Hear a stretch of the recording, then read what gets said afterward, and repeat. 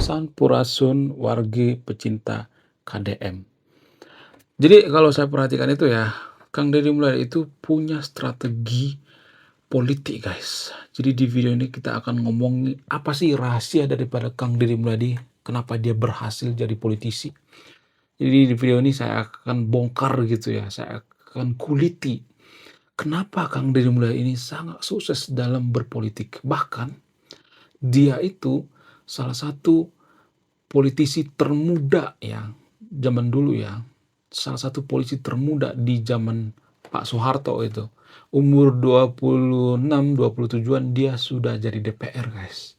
Dan berhasil. Apa sih strategi daripada KDM ini? Sangat jarang saya perhatikan Kang Deddy Muladi ini gagal. Paling gagal cuma sekali pada saat mencalonkan wakil gubernur ya, bersama dengan Pak Deddy Mizwar ya kalau nggak salah ya. Itu dia gagalnya. Tapi sebelum itu nggak pernah gagal ya. Dari DPR, wakil bupati, bupati 2 periode, ya sampai sekarang gubernur. Nggak pernah gagal. Kecuali gagal berumah tangga. Ya, mohon maaf ya guys, itu nggak termasuk ya. Nah, yang jadi pertanyaan, kenapa bisa seperti itu? Kenapa Kang Deddy Muladi itu sangat-sangat luar biasa, sangat lihai dalam berpolitik? Di video ini saya akan kuliti, saya akan bongkar. Ada satu rahasia daripada Kang Deddy Muladi. Kenapa Kang Deddy Muladi itu sangat lihai dalam berpolitik, sangat jago dalam berpolitik, sangat sukses dalam berpolitik. Apa itu rahasianya?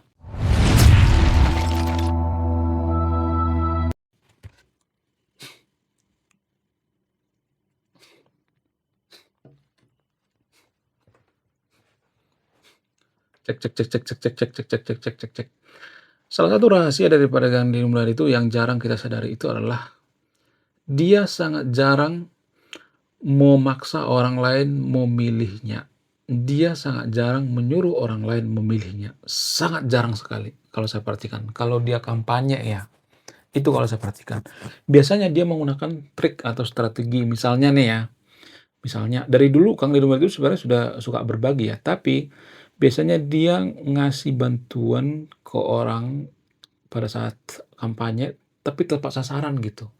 Nggak seperti politisi-politisi biasanya. Kalau politisi-politisi biasanya itu misalnya mereka bagi-bagi kaos, bagi-bagi sembako, serangan fajar dan sebagainya. Kang Deddy Muladi nggak seperti itu, guys. Kang Deddy Muladi itu dia membantu satu orang, misalnya satu kampung misalnya ini, katakanlah misalnya kampung Cianjay misalnya ya, Kabupaten Cianjur misalnya ya. Ya, kampung Cianjay, Kabupaten Cianjur misalnya. Nah, di setiap kampung biasanya Kang Deddy Muladi ini memberikan bantuan gitu sama satu keluarga. Misalnya nih ya ada satu keluarga yang, nggak punya duit, yang nggak ada duit buat sekolah anak, ya usaha dan lain sebagainya, bahkan makan sehari-hari juga terancam. Sehingga Kang Deddy Muladi datangi ya orang seperti ini. Nah, dulu nggak pakai kamera ya, waktu calon DPR zaman dulu ya, kemudian waktu wakil bupati juga seperti itu. Bahkan ketika Kang Deddy Muladi mencalonkan bupati itu, duit di kantongnya itu cuma 500.000 guys. Jadi Kang Deddy Muladi nggak butuh modal yang sangat gede untuk calon bupati.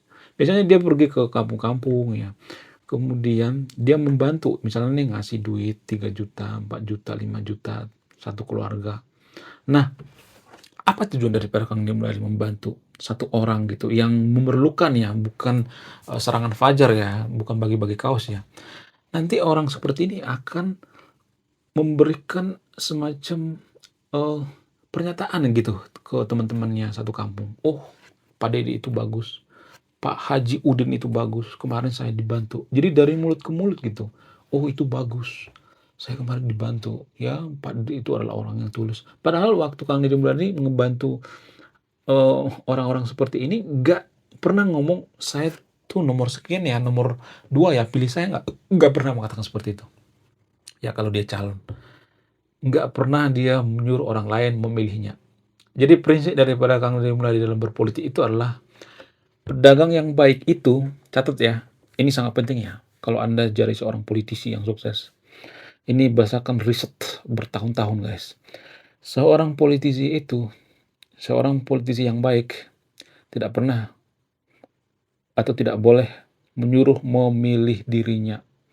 Sama seperti pedagang, pedagang yang bagus itu, pengusaha yang bagus itu, ya pedagang yang bagus itu tidak boleh mengatakan membeli dagangannya, nggak boleh, memaksa membeli dagangannya, nggak boleh. Karena apa? Karena kesadaran manusialah yang membeli dagangan kita, karena kualitas, karena bagus, yang kemudian pelayanan kita bagus.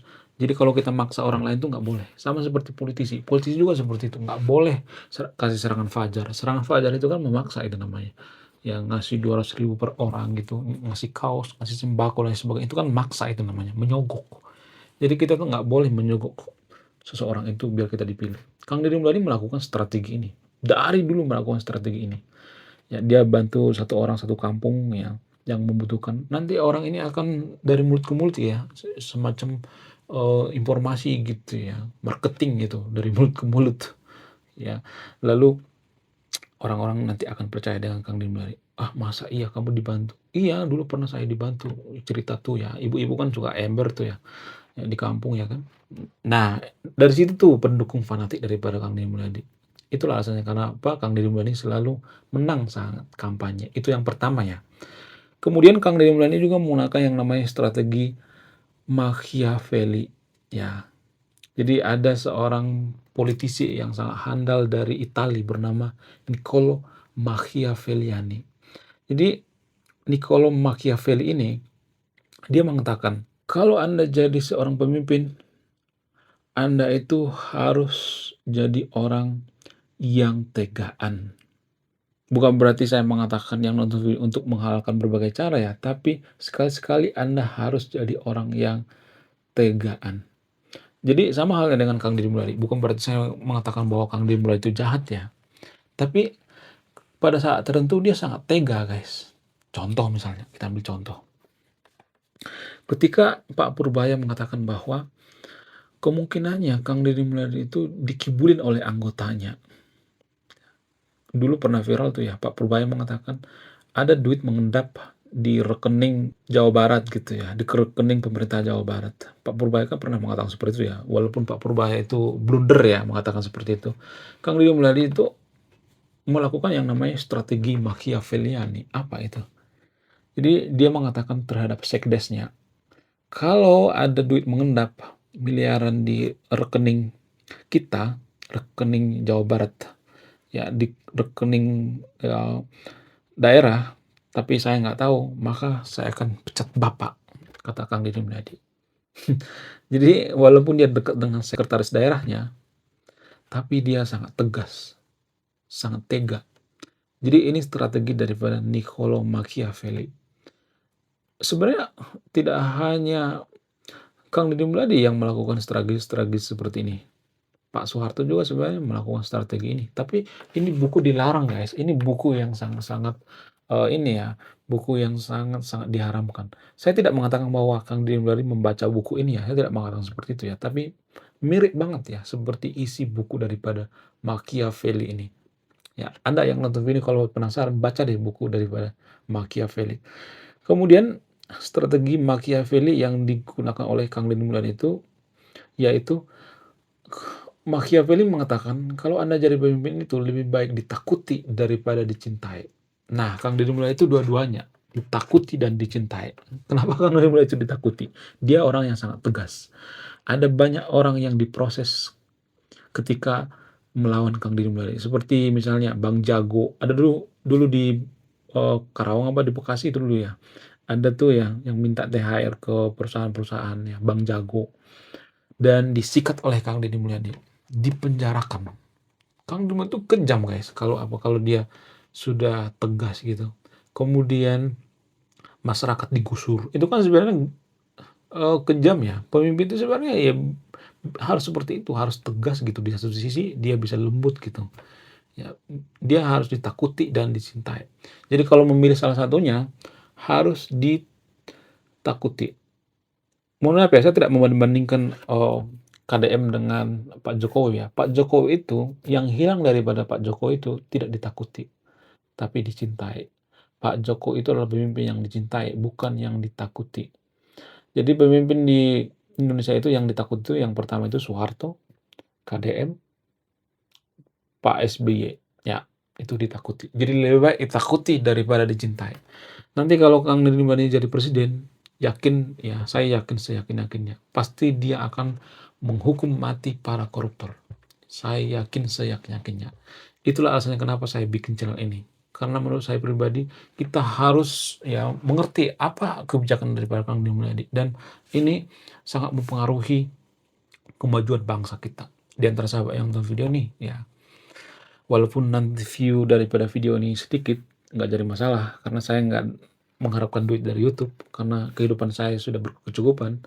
Jadi kalau boleh jujur itu ya, mohon maaf bagi pecinta KDM, Kang Deddy Mulyadi itu akan menghukum mati para koruptor.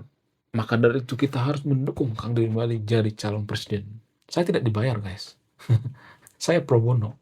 Saya tidak dibayar.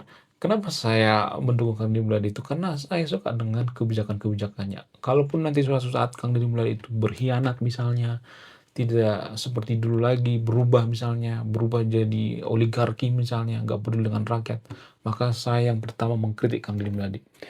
Jadi ada beberapa strategi-strategi Machiavelli yang digunakan oleh Kang Deddy Mulyadi. Menghukum koruptor itu adalah strategi daripada Machiavelli. Kemudian Machiavelli juga mengatakan, kita nggak boleh terus-terus dibenci oleh rakyat atau masyarakat, tapi sekali-sekali kita memberikan kebaikan gitu. Nah, Kang Deddy Mulyadi itu memberikan itu, ya memberikan kebaikan-kebaikan. Kalau misalnya ada orang yang mengkritik, nggak semua dibabat oleh Kang Deddy Mulyadi.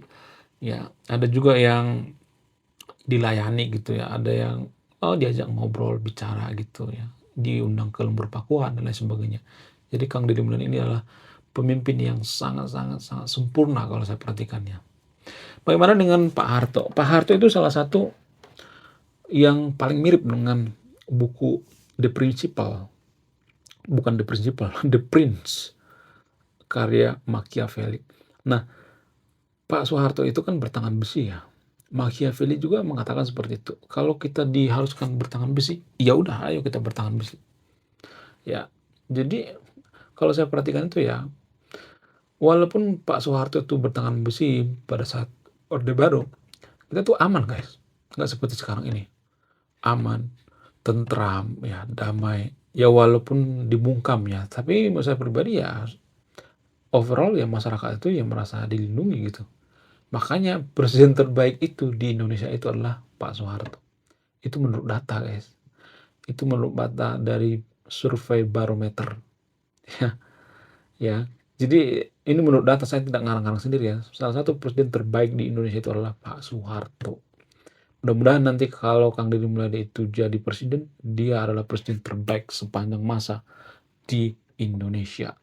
Oke, sekian video ini ya. Mohon maaf ya, saya bahas sesuatu hal yang berat, tapi ini sangat-sangat penting ya bagi kesadaran kita dalam berpolitik ya. Sekian video ini, terima kasih sudah menonton kami. Saya pecinta KDM, salam satu kampung.